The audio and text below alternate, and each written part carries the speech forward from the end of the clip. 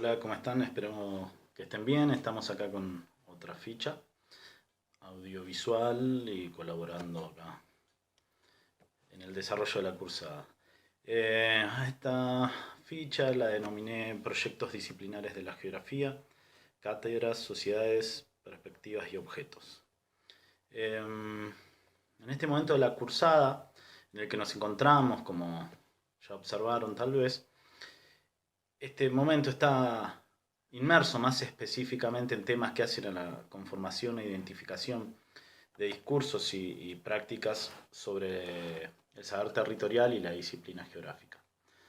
Con Guillermo ya abordaron aspectos importantes de la reflexión epistemológica, el conocimiento científico, las particularidades de las ciencias sociales, y en un adelanto del reloj de la organización de la cátedra, cuestiones procedimentales de la investigación. Nosotros vimos, en primer lugar, maneras de incorporar dimensiones sociológicas al estudio del desarrollo científico. Las mismas nos aportaron la posibilidad de cuestionar una especie de mirada lineal en función de poder recuperar condiciones de producción de la disciplina. Por tal razón, en comentarios anteriores abordamos la manera en que el saber territorial devino en un discurso sobre el territorio del Estado en términos geopolíticos. Luego, con la obra La Argentina Suma de Geografía, con el comentario de esa obra, tratamos de sintetizar y articular algunas cuestiones como producción editorial, disputas académicas y políticas y el desarrollo de una perspectiva humanista para la geografía. Ahora bien, vamos a intentar volver unos pasos para establecer puntos significativos para el desarrollo institucional de la disciplina. Con ese fin, quería comentar algo acerca de la inserción de la geografía en el ámbito universitario y luego el rol de la Sociedad Argentina de Estudios Geográficos, GEA, en la representación de intereses corporativos y en la elaboración de discursos territoriales. El establecimiento de los estados nacionales se vincula con la posibilidad de enmarcar un proyecto de institución sociopolítica que buscó construir y legitimar su poder con diversas estrategias. Tal vez oyeron hablar o leyeron en alguna materia sobre Michel Foucault. Él utilizó la metáfora del panóptico para explicar el tipo de poder moderno como vigilancia constante en virtud de la formación y transformación de los individuos en función de ciertas normas. Muchos estudios coinciden en que el desarrollo de las ciencias sociales está fuertemente emparentado con la función que tuvieron los saberes a partir de la modernidad. Este tipo de conocimiento surge en consonancia eh, con la emergencia de una nueva civilización, la burguesa y la sociedad capitalista. Han observado también en estas disciplinas un movimiento que comenzaría con la reflexión acerca de la constitución de los estados y el poder político.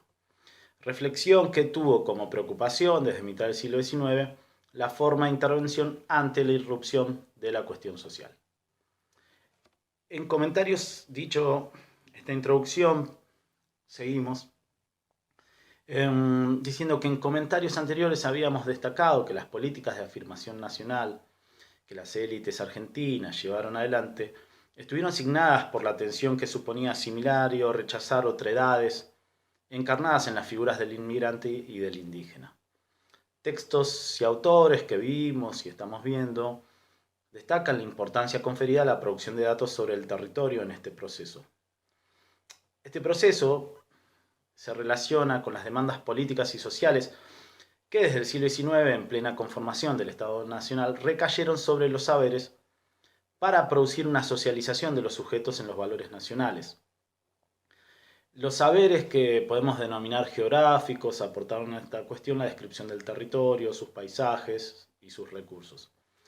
Y el establecimiento de relatos sobre la conformación histórica del territorio del Estado. Es factible vincular en este sentido el proyecto de establecer un dominio soberano y la elaboración de un pensamiento territorial que propuso la interpretación sobre la sociedad argentina en clave territorial. El texto de Souto que ofrecimos para su lectura intenta ubicar puntos significativos para la reconstrucción del proceso de formación disciplinaria en sus dimensiones discursiva e institucional. Es así que aborda la construcción del discurso geográfico realizado bajo el amparo de las dos primeras cátedras universitarias que se impartieron bajo el rótulo de geografía. En esas cátedras, ahí en el discurso que produjeron, la autora destaca cierta continuidad en cuanto a las argumentaciones para establecer una identificación entre territorio y nación. El tipo de fundamentos que encuentran está en la confección de un conocimiento con carácter científico que se hacía efectivo en su vinculación establecida entre la fisonomía de la Tierra y las características de habitar del hombre. Esta idea venía a engrosar el espesor del argumento que sostenía que en el territorio se encontraba el fundamento de la nacionalidad, a la par que daba motivos para legitimar la postura política del gobierno argentino en la definición de sus límites.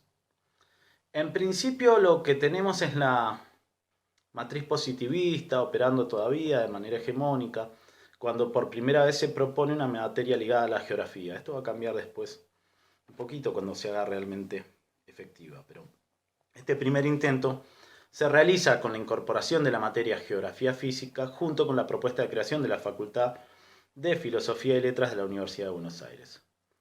Esto tal vez implique cierto reconocimiento del estatus académico suficiente como para que la subdisciplina, la geografía física, tenga la validez de ser una ciencia auxiliar. Sin embargo, como decíamos recién, esto se hace efectivo tiempo después con un giro en la propuesta del plan de estudios. Es en 1899 cuando se hace efectiva la primera cátedra de geografía en el ámbito universitario. Esto sucede en la Facultad de Filosofía y Letras de la UBA y la materia a desarrollar será geografía política a cargo de Clemente Frejeiro. El nuevo programa que impulsa Frejeiro parece responder a una necesidad política especial, que es la de inculcar a los estudiantes los conocimientos relativos a la conformación pasada y presente del territorio. El contexto particular en que esto sucede está determinado por el conflicto de la delimitación de los límites fronterizos y los problemas diplomáticos con Paraguay, Brasil y Bolivia, y en especial con Chile. Podemos sospechar que ese contexto en alguna medida colaboró para que la geografía política de Frejeiro se presentara como una manera de abordar la historia nacional. El debut de la cátedra, de hecho, se produce en uno de los momentos más álgidos del litigio. Clemente Frejeiro se dedicó a la investigación histórica, enseñó en el Colegio Nacional de Buenos Aires y en la Escuela Normal de Profesores, donde fue director.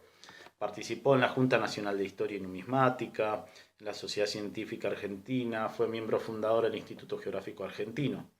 Como vemos, estuvo inserto en importantes redes intelectuales de la Argentina de ese momento, en donde cultivó relaciones con Mitre, Paul Groussock, Estanislao Ceballos. Estanislao Ceballos, como habíamos visto, fundador del Instituto Geográfico Argentino. Las cuestiones territoriales estuvieron muy presentes en las preocupaciones que compartieron los ámbitos intelectuales y políticos de esa época, en los que Frejeiro participó. Igualmente, retomando, más allá del giro mencionado, ¿no?, para que se produjera la incorporación de una cátedra de geografía política, la vinculación de la materia con un carácter científico vendría del apoyo, del auxilio de la geografía física, ya que la misma implicaba la conjunción de los hechos históricos con las características del medio físico. La crítica a la falta de cientificidad de los estudios de geografía política que realizaba el titular de la cátedra se apoyaba en lo que interpretaba como una ausencia de criterio geográfico necesario para la integración de la fisonomía geográfica del globo terrestre y el hombre en sus diferentes estados de civilidad. Así Souto, la autora del texto que pusimos a consideración, nos explica que de esta manera conjugaba los dos factores que creía determinantes en la división territorial de los estados: el medio físico, que favorece u obstaculiza la instalación humana y la historia, y por otro lado, la historia de un pueblo.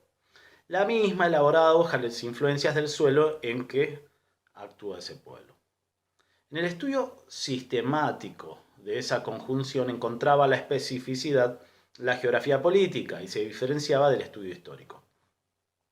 La entrada primordial para este tipo de geografía resultó el estudio de las fronteras con un enfoque naturalista, dado que subrayaba la determinación natural que hacía subsumir el factor histórico y lo trascendía en el proceso de su delimitación. Con esto, Frejero tomaba los planteos de Ratzel para, de alguna manera, justificar científicamente las acciones políticas del Estado argentino. El estudio de la evolución de las fronteras resultaba, entonces, crucial porque la misma, digamos, el estudio, se interpretaba como determinante para la constitución de un territorio. Los aspectos caros a la teoría ratzeliana de extensión y posición servían para inferir características de la población. La tematización de las fronteras en esta interpretación entonces funcionaba como corolario de una suerte de sucesión de fases de la evolución geográfica, política e histórica.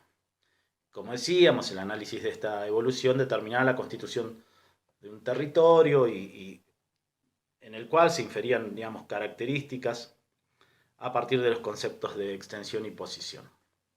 Por otra parte, procuraba un análisis conjunto de elementos naturales y humanos, en tanto eso síntesis de conocimientos sobre la naturaleza, el análisis de los grupos humanos y la reconstrucción histórica presente en el estudio sobre el proceso de formación territorial del Estado-Nación argentino. Posteriormente, en 1910, la materia cambia sus contenidos para reflejar otras realidades o al menos otras preocupaciones. Se percibe cierta pérdida de relevancia en cuestiones limítrofes y se incorporan nociones de raza para interpretar los problemas con la población aborigen e inmigrante. La segunda de las cátedras geográficas que hace su aparición en la misma facultad es la de Geografía Física en 1904 a cargo del cartógrafo Enrique de la Cho. Es bajo este tipo de recorte disciplinar, es decir, la geografía física, que se realizarán los intentos más sistemáticos de jerarquización y legitimación epistemológica del discurso geográfico. El titular de aquella cátedra había sido convocado por el perito Moreno para la organización de una sección de geografía que pretendía crear dentro del Museo de La Plata. A su vez, lo requiere como secretario de la Comisión de Marcadora de Límites con Chile en 1896 y también fue propuesto como jefe de la sección cartográfica del Instituto Geográfico Militar, participando de esta manera en más o menos las mismas redes que veíamos a propósito de Frejero. Si bien el tipo de argumentación sobre la geografía que propone de la Cho es similar a la de Frejero, aquel de la Cho enfatiza un enfoque diferente, mientras que en Frejero prevalecía la explicación histórica, en aquel existe un mayor valor en los argumentos físico-naturales. La geografía física de esta manera funcionaba como condición para entender otras temáticas abordadas por la geografía física. Este tipo de determinismo sería ideal o funcionaría para inculcar en los estudiantes los conocimientos para la valorización del territorio.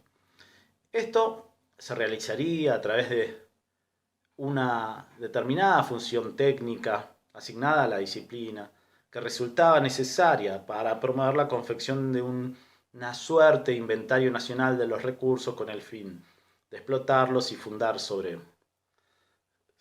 los mismos, sobre esos recursos y la explotación de ellos, la grandeza de la nación.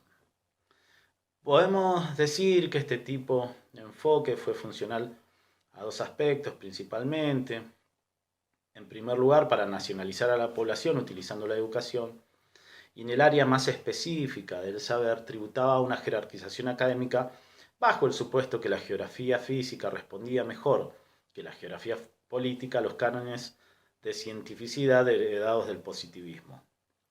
En este marco, la utilización de la cartografía reforzaba el conocimiento y la idea de representación exacta del territorio nacional, ya que para De la Cho, la geografía física podía ser considerada como la interpretación del mapa, en una suerte de inversión entre el referente y la representación. La delimitación científica del territorio en clave determinista permitía reflexionar acerca de la relación hombre-medio y brindar explicaciones geográficas de distintos hechos históricos, fundándose en las ciencias físico-naturales. Estas construcciones disciplinares, sería la base para reflexiones posteriores, o al menos se puede observar cierta concordancia en la función asignada a la geografía. Las vinculaciones entre la institucionalización del saber, tanto en ámbitos escolares como académicos, y la formulación de argumentaciones de identificación nacional estatal que perseguían el desarrollo de sentimientos de pertenencia territorial serán una herencia que los geógrafos llevarán adelante durante casi todo el siglo XX. Esto a su vez cimentado por la acción de la Sociedad Argentina de Estudios Geográficos, GEA, cuyo propósito fue el de elaborar y resguardar la importancia del conocimiento geográfico. Bueno, la Sociedad Argentina de Estudios Geográficos, GEA, es una institución académica que reúne a docentes e investigadores de la disciplina en la Argentina desde 1922, momento en que fue fundada por Elina Correa Morales. Algunas de sus funciones primordiales de ese entonces son la de organizar reuniones anuales de profesores, editar boletines periódicos que divulgan sus actividades, colecciones temáticas de libros, atlas y revistas. Esta institución ha sido lo que podemos denominar como actor hegemónico de autoridad científica, si bien con diferente peso según la circunstancia. Sus brazos, los brazos de esta institución, se han hecho sentir también a través de sus miembros en la labor de confección de textos de enseñanza y de referencia teórica. Sus principales integrantes han intervenido en la gestión de instituciones educativas, en la organización de cátedras universitarias y de institutos de formación del profesorado de geografía, y en la creación y organización de planes de la carrera. Fue especialmente muy importante en el proceso de institucionalización de la geografía. A partir del año 1926 es el referente más importante de la geografía argentina. Tanto es así que tuvo la capacidad de imponer sus puntos de vista en los planes de estudio para la enseñanza a partir de las reformas educativas producidas en el marco de la gestión del ministro de Justicia e Instrucción Pública del gobierno de Alvear, Antonio Sagarna, quien realizó importantes cambios en los contenidos de la enseñanza. En GEA confluyeron en un primer momento referencias teóricas que estaban presentes en esos momentos en el pensamiento de las élites de la época. Nos referimos a las ideas provenientes del nacionalismo y del positivismo que se unificaron en un proyecto disciplinario. En consonancia con el discurso geográfico que estaba instalándose, el objetivo implícito que tuvo la institución fue la formación en los valores nacionales a partir del relato sobre el territorio. Por lo cual se llamó a cumplir un importante rol en la modernización de los contenidos impartidos por la geografía, en la escuela principalmente, a través de una estrategia epistemológica nomotética fundada en el marco de las ciencias naturales. No sé si recuerdan la diferencia de nomotético y geográfico, pero nomotético podemos decir ciencia de leyes, e ideográfico, digamos, las disciplinas que iban a lo particular. Entonces, trata de fundar, digamos, su discurso a través de una estrategia epistemológica nomotética, según el modelo de las ciencias naturales. Bueno, entonces, de esta manera se concibió la geografía como un campo de conocimientos diferenciado justamente en el ámbito de las ciencias naturales. Mediante esta estrategia epistemológica se pretendió que la geografía ganara el estatus de conocimiento verdadero y legítimo acerca del territorio. La institucionalización de la geografía en el ámbito universitario data de finales de la década del 40. La creación de una carrera autónoma se halla vinculada con demandas y necesidades múltiples, en verdad, porque de alguna manera a la propia validación del saber habría que sumarle la valoración de distintos agentes que tenían hacia la geografía. Por una parte, la existencia de una asociación profesional, GEA, que hizo valer su influencia a la hora de determinar planes de estudio para la enseñanza primaria y secundaria. También la profesionalización de la disciplina fue clave para formar profesores para la enseñanza de la geografía. Y por último, podemos decir la funcionalidad de su discurso teórico también fue clave para explicar la unidad del territorio argentino. En el año 1947 se crea la primera carrera autónoma de geografía universitaria, independiente de la carrera de historia, en la Universidad Nacional de Tucumán. Esta institución va a ser pionera y va a estimular otras creaciones en universidades del país. Por iniciativa de Federico Daus se crea en 1953 la carrera en la Universidad Nacional de Buenos Aires y también en la Universidad Nacional de La Plata. Daus, Federico Daus, resulta una figura importante en el ámbito intelectual argentino, que va a ir asumiendo posiciones políticas de mayor importancia en las organizaciones educativas y científicas estatales. Daus también se desempeñó cargos de gestión política, teniendo un importante rol como presidente de GEA, del 49 al 57 y luego del 65 al 81, y como funcionario en el Consejo Nacional de Educación, la Comisión Nacional de Geografía, delegado argentino del Instituto Panamericano de Geografía e Historia, vicerrector del Colegio Nacional Buenos Aires. Además fue el primer decano elegido en la Facultad de Filosofía y Letras de la UBA bajo la primera ley universitaria del peronismo en el periodo 49-52. Sus reflexiones son claves para entender el proceso por el cual se realizó la búsqueda de un objeto geográfico propio sobre el cual basar la cientificidad. Esto se da en el marco de GEA a través de la discusión en torno de las regiones naturales y las regiones geográficas. Las geografías regionales elaboradas en Argentina propusieron ordenar en clave territorial las asimetrías que atravesaban la sociedad argentina y ofrecer un relato integral del país. Se forjó así una división regional que se convirtió en un esquema canónico de interpretación del territorio argentino que fue volcado al sistema escolar. Cada una de las 7 regiones clásicas, podríamos llamarle, son una suerte de piezas que encastradas daban la unidad de la nación. Y se explicó la singularidad que tributaba, digamos, a cada pieza tenía una singularidad que tributaba una identidad más trascendente que sería la nacional. Así lo describe Daus en uno de sus textos de enseñanza. Les leo una cita. No obstante, sus anotadas disparidades de aspecto físico constituyen una nación por la ensambladura cabal de sus partes. En esto consiste la unidad del Estado argentino, que reposa sobre bases geográficas muy firmes. Con lo cual, acá vemos a través de esta cita que se refiere a las anotadas disparidades regionales, pero establece una conexión un tanto espiritual en la ensambladura de sus partes, ¿no? Y dice, sin mayor explicación, que consiste en eso la unidad del Estado argentino, pero apela a su vez a una base geográfica para argumentarlo. Entonces, como observamos anteriormente, entre 1890 y 1920, esto para contextualizar un poco esos marcos, en el que se va creando el concepto de región.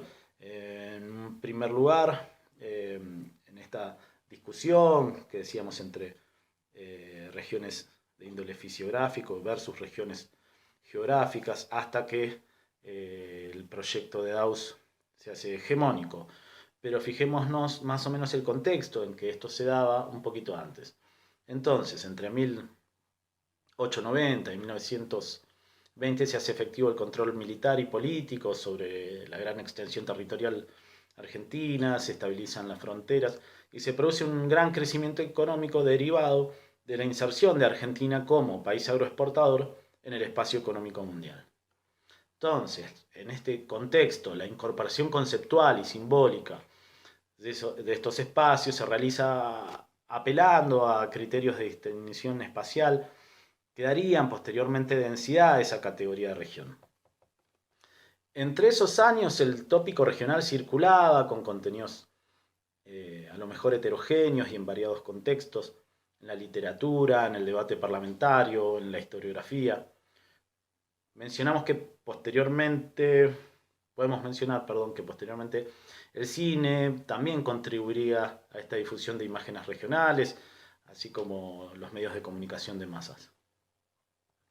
En este sentido, para analizar cómo lo regional fue una preocupación en distintos espacios de producción intelectual, conviene recordar que la aparición de una literatura regional o regionalista durante este periodo ha sido interpretada por estudiosos como parte de las reacciones de grupos dirigentes frente a la politización del proletariado.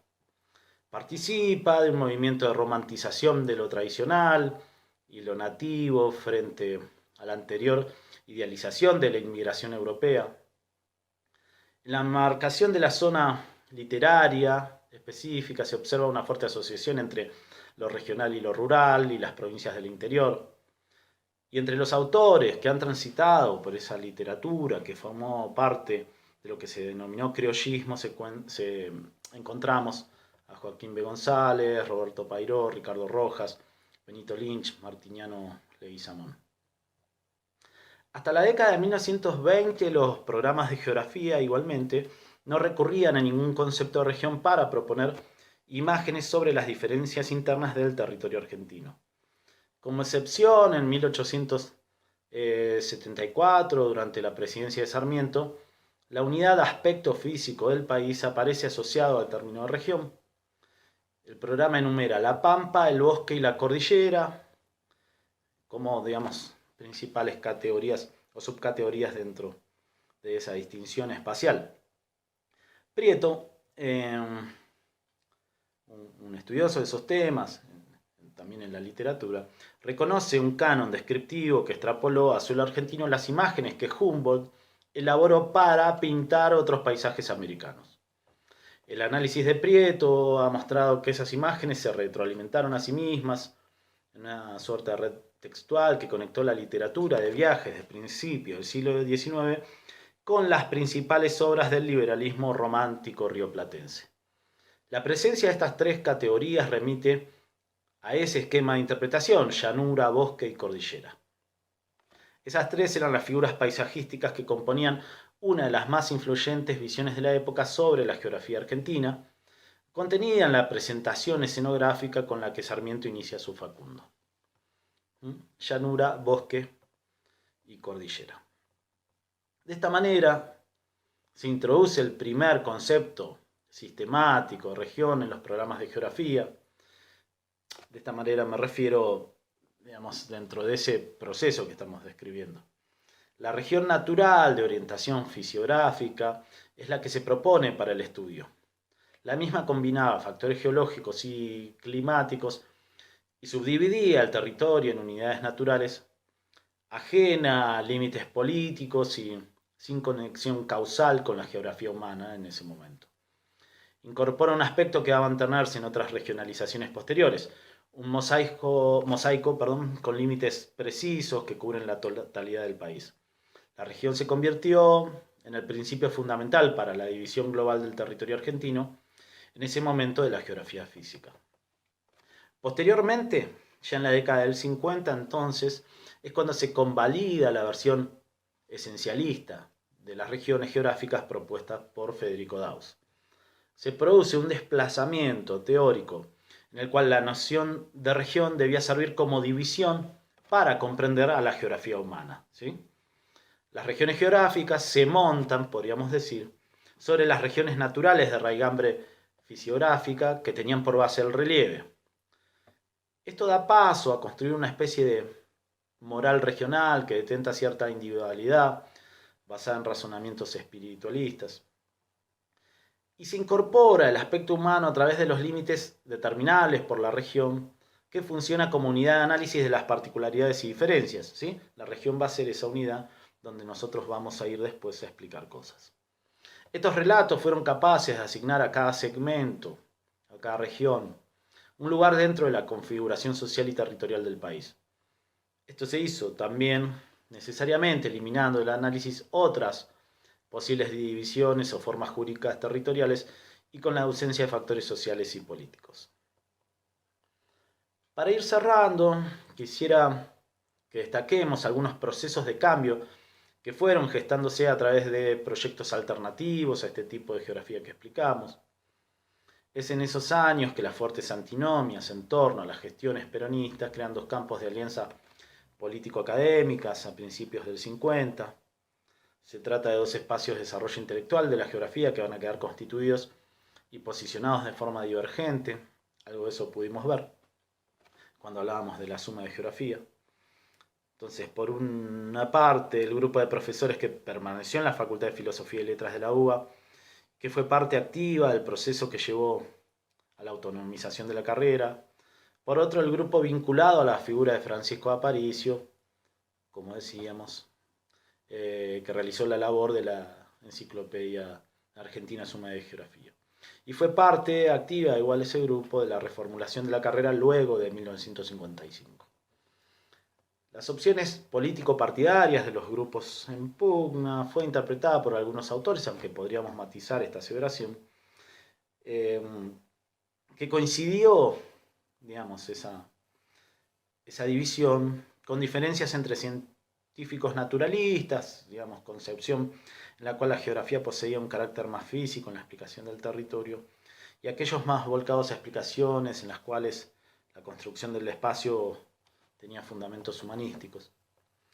En la suma aparecen temas que se vinculan a lo que entonces se denominaba geografía humana, como hemos comentado, pero estas dos perspectivas señalan de alguna manera el perfil que se estaba forjando dentro de la disciplina en momentos en que se iniciaba la institucionalización y en circunstancias en las que se delineaba una identidad diferenciada de otros profesionales de las ciencias de la Tierra.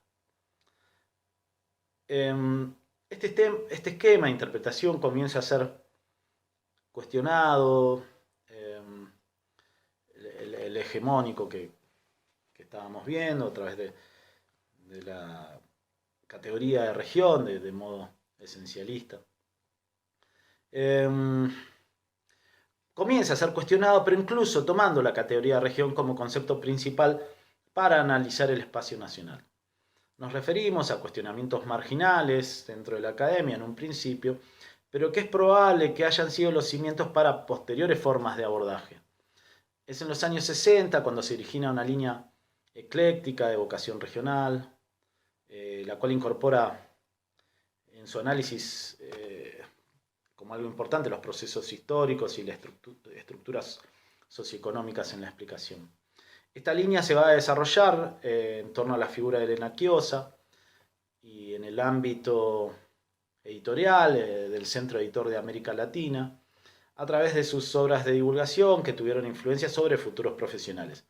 Nos referimos a las obras Mi País, Tu País, El País de los Argentinos y El Atlas Total. Estas obras generaron formas de interpretación alternativas a ese pensamiento que devino en tradicional.